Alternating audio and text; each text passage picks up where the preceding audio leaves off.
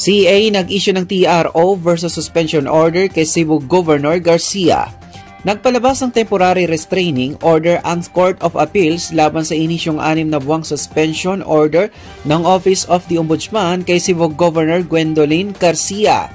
Kinatigan ng CA Special 7 Division ang petisyong inihain ni Garcia na humihiling na harangin ang naturang suspension laban sa kanya.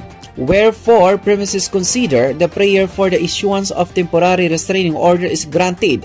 Bahagi ng desisyon na inakda ni CA Associate Justice Marietta Browner Kualing. Ayon sa Appellate Court, epektibo sa loob ng 60 na araw ang naturang TRO na nag-aatas kay Ombudsman Samuel Martires na itigil ang pagpapatupad ng suspension order na may petsang Abril 23, 2025. Inatasan din naman ito ng mga respondent sa petisyon ni Garcia na magsumite ng komento hinggil dito sa loob ng 10 araw at ipakita kung bakit hindi dapat magpalabas ang hukuman ng writ of preliminary injunction.